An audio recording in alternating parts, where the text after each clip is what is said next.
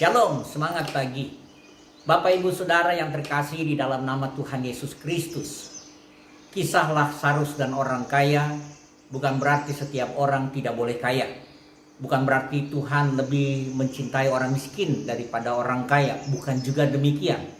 Namun saudaraku yang saya kasihi, bagian firman Tuhan ini menolong kita mengerti apa keinginan Tuhan dalam kehidupan kita. Saudara, terkadang kita bisa telinga kita tuli untuk mendengar suara Tuhan. Itulah yang diperlihatkan di dalam cerita orang kaya dan Lazarus ini. Saudara, kalau kita melihat bersama-sama cerita orang kaya dan Lazarus ini, satu hal yang menarik adalah ketika ia berteriak juga kepada Abraham, karena dia ingin minta tolong supaya Abraham meneteskan air ke dalam mulutnya, karena dia merasa menderita sekali, menderita kehausan yang sangat hebat.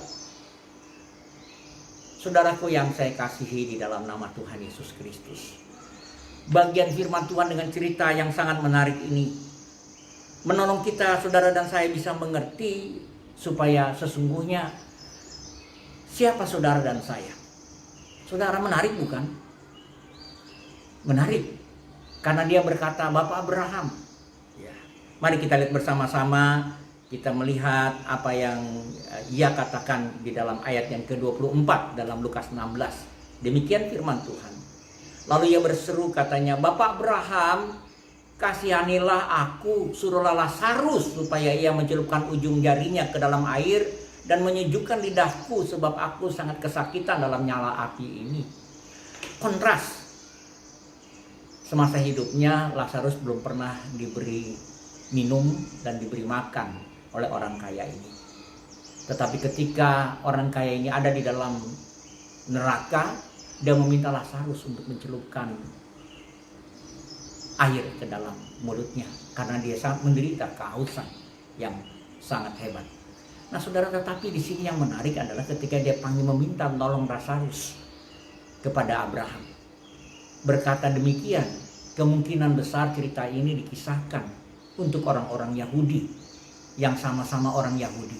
Seharusnya orang Yahudi lebih dengar-dengaran suara Tuhan, rancangan dan rencana Tuhan di dalam kehidupan manusia. Sama seperti ketika kita mendengar kisah keluarnya bangsa Israel dari perbudakan di Mesir. Apa yang terjadi ketika mereka ada di padang gurun? Bukankah mereka berkeluh kesah?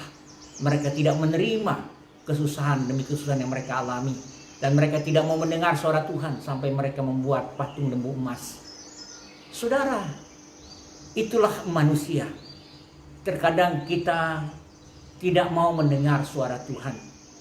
Hati kita sekeras batu sehingga firman Tuhan itu tidak bertumbuh dalam hidup kita.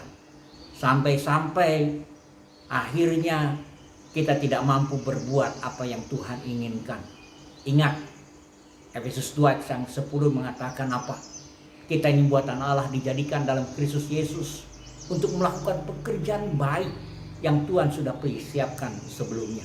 Artinya saudaraku, sebagai anak-anak Tuhan, baiklah kita bersama-sama mengerti bahwa saudara dijadikan di dalam Yesus Kristus adalah untuk melakukan pekerjaan baik.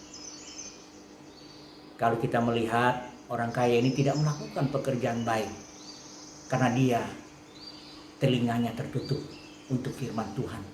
Hatinya mengeras untuk benih firman Tuhan itu tumbuh dengan baik. Karena itu saudara, mari bersama-sama saya mengajak, jangan keraskan hati saudara, jangan tutup telinga saudara, jangan tutup mata saudara terhadap kebenaran firman Tuhan, terhadap apa yang harus saudara lakukan, yaitu melakukan kebaikan. Apalagi kepada mereka yang sangat membutuhkan.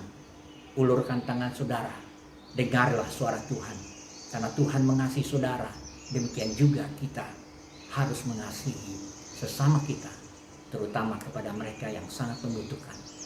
Siapapun mereka, menyatakan kasih Allah di negara kita yang kita cintai, di tengah-tengah resesi dunia saat ini.